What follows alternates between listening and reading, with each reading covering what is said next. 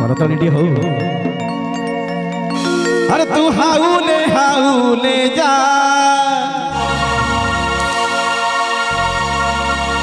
हट्टकुड़ी भारी भिड़ालो नानी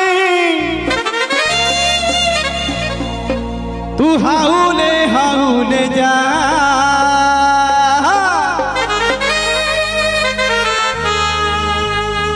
बिंधेश्वरी मंदिर ने दीप जालिया ये जोरदार करताली हो हरिवाल हुड़ा हुड़ी प्रकंपित करिवा ये वरदान लोग बोल प्रेम से आनंद करो